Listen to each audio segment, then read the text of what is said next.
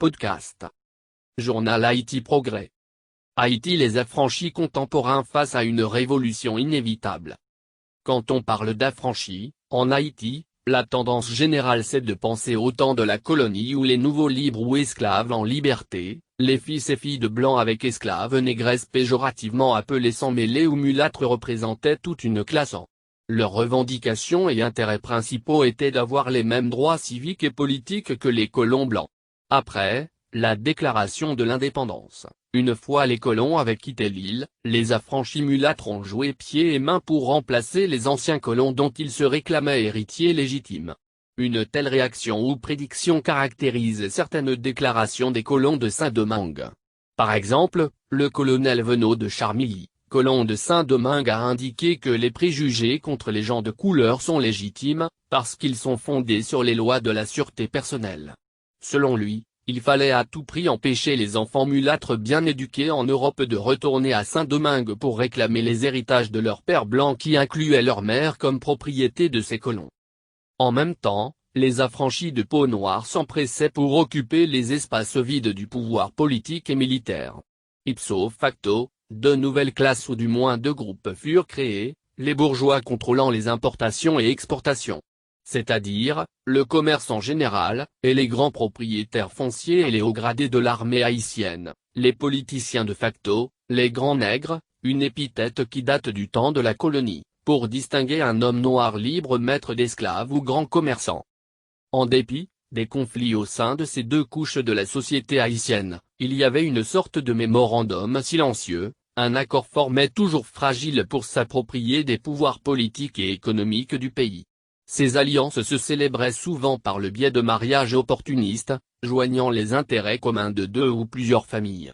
Pour citer un exemple, une famille bourgeoise pourrait détenir le monopole d'imprimerie dans tout le pays et une autre détient les clés de toutes les librairies nationales. Je m'abstiens à nommer quiconque car mon intention n'est point accusatrice. Cependant, dès le début du XXe siècle, avec la forte immigration des hommes d'affaires allemands, ensuite les Juifs, les Syriens et Libanais, la bourgeoisie chez nous fut de moins en moins haïtienne. Les nouveaux commerçants ou nouveaux bourgeois s'intéressent davantage à l'importation des produits de toutes sortes, au détriment de la production nationale. Les exemples ne manquent pas. Les dons de riz des États-Unis sous le gouvernement de Clinton, ceux du gouvernement Théouan, du Vietnam ont tous contribué à l'appauvrissement massif des grands agriculteurs de la vallée de l'Artibonite. Nos rares exportations proviennent des usines et manufactures où des milliers d'ouvriers travaillent dans des conditions qui rappellent les plantations coloniales. Le pays achète maintenant presque tout de l'extérieur, grâce à ses bourgeois juifs américains, germano-américains, franco-syriens et franco-libanais. Aujourd'hui, ils représentent les colons contemporains ou néo-colons, laissant un vide aux affranchis contemporains, les affranchis de la misère. Parmi ces nouveaux affranchis, on y compte deux catégories, ceux en Haïti, qui par la voie politique, l'éducation, avocats, médecins, ingénieurs, hommes d'affaires, et etc., ont pu sortir des griffes de la misère abjecte et ceux de la diaspora haïtienne, surtout cette portion de femmes et d'hommes formés dans les grandes universités d'Europe et d'Amérique du Nord, Canada et États-Unis. Parlons d'abord des affranchis intellectuels. Ces privilégiés et gradués de l'Université d'État d'Haïti, ou anciens boursiers de l'État haïtien revenus des pays étrangers qui étalent grandiosement leurs diplômes, maîtrises et doctorats. Leur objectif commun, devenir les directeurs d'opinion. Ils possèdent les radios les plus écoutées, les chaînes de télévision les plus populaires. Ils manipulent la population avec des informations préfabriquées et prépayées. D'autres se font passer pour comme unique alternative, les technocrates messianiques, capables de gagner la lutte contre la médiocrité dans les boîtes de l'État. Mais, tous aveuglés par leurs vices, guidés par leurs ambitions de grande fortune, ils s'allient rapidement au système de corruption en place, occupant n'importe quel poste bidon de secrétaire d'État, de chef de commission, de consultant politique. Dans certains cas, ils sont les premiers à s'associer à la mafia internationale qui pollue la nation d'ONG bourrée de ces vautours humains. Ces prétendus experts à tout faire, construisent les routes qui succombent aux moindres précipitations, les ponts que disparaissent après les alluvions, les maisons qui ne résistent pas aux cyclones, les bâtiments qui plongent à la moindre secousse. Ils se vantent de leur diplôme pendant qu'ils accouchent ces projets surfacturés qui ne respectent aucune norme. Ils bâtissent des écoles et facultés qui forment leurs étudiants sans une vraie pédagogie ou méthodologie. Entre-temps, ils cassent les bras des parents pour les vider de leurs épargnes avec des frais non justifiés pour se payer des écoles privées, internationales au pays ou à l'étranger. Leurs préoccupations ne sont plus celles visant l'émancipation des pauvres enchaînés par la misère. En conséquence, leur grand discours mal épicé d'un français colonial ou aromatisé d'un anglais impérialiste, assourdissent davantage le peuple qui choisit maintenant ses leaders en fonction des vagues promesses faites dans un créole pimenté de gros mots. Un tel constat provoqua cette déception mortelle de notre feu grand politologue et savant Dr Leslie Manigat qui, avec frustration, enterra ses grands rêves sorbonnards de dézombifier le peuple haïtien. Tout comme Dr. Manigat, un autre leader populaire de la politique haïtienne, avait tenté de démystifier la masse populaire, la libérant de ce qu'il appelle esclavitude mentale. Mais, similairement à l'empereur Jacques Ier, il avait sous-estimé le pouvoir néfaste des affranchis mulâtres en Haïti qui eux ont bien compris le dicton ventre affamé n'a point d'oreille.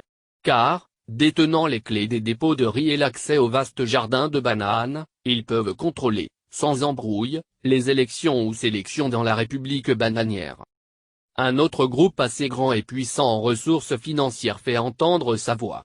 La diaspora haïtienne. Ils furent jadis les exilés politiques et économiques. Ils ont laissé le pays qui les a vus naître.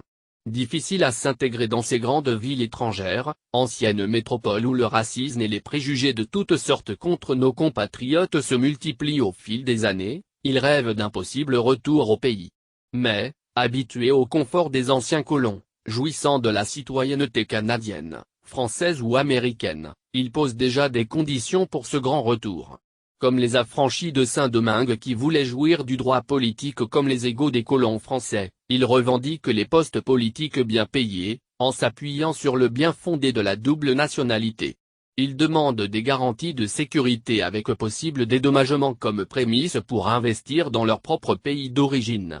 Leur arrogance est similaire à celle du commerçant allemand Luder. Entre-temps, avec fierté et en foule, ils renoncent à leur patrie.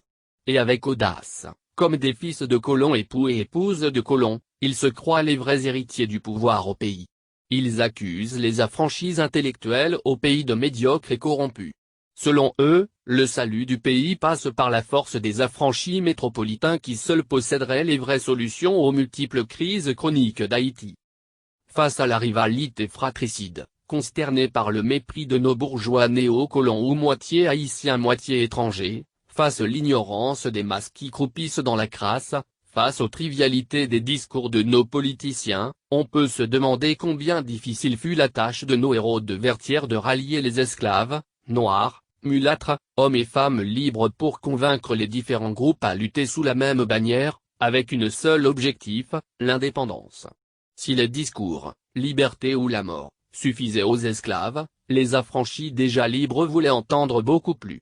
Si le plus grand de nos leaders, Dessalines, a pu unir toutes les couches sociales pour nous donner l'indépendance, il succomba sous les balles meurtrières, résultant d'un complot macabre entre les affranchis mulâtres qui se croyaient les seuls héritiers et qui voulaient se faire passer comme les vrais bénéficiaires légitimes de la révolution haïtienne.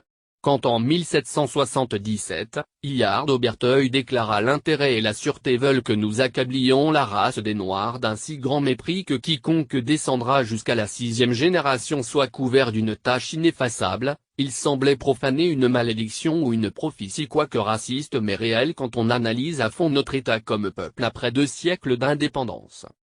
Il est temps de se démarquer de la hiérarchisation de classes supérieures, moyennes et pauvres selon le modèle Sauveur P. Étienne. La triste réalité c'est qu'en Haïti, on a la classe des riches et celle des pauvres. Toutes autres catégorisations de moins pauvres, plus pauvres, très pauvres ou trop pauvres, ne sont que des foutaises. Aujourd'hui, la diaspora haïtienne, de concert avec l'élite intellectuelle au pays, doivent œuvrer ensemble pour créer et exécuter des projets scientifiques de développement durable, en laissant de côté toutes les revendications mesquines et contre-productives. Comment peut-on comme individu ou comme groupe se déclarer affranchi de la misère dans un pays esclave du sous-développement et du néocolonialisme ? Faudrait-il répéter sans cesse à nos compatriotes ces grandes questions de notre grand leader Jean-Jacques Dessalines? Quand lasserons-nous de respirer le même air qu'eux? Qu'avons-nous en commun avec ces bourgeois étrangers, du Moyen-Orient? Leur cruauté, comparée à notre patiente modération, leur couleur à la nôtre, l'étendue des mers qui nous séparent, notre climat vengeur, nous disent assez qu'ils ne sont pas nos frères, et qu'ils ne le deviendront jamais, et s'ils ont trouvé asile parmi nous, ils seront encore les machinateurs de nos troubles, de nos divisions.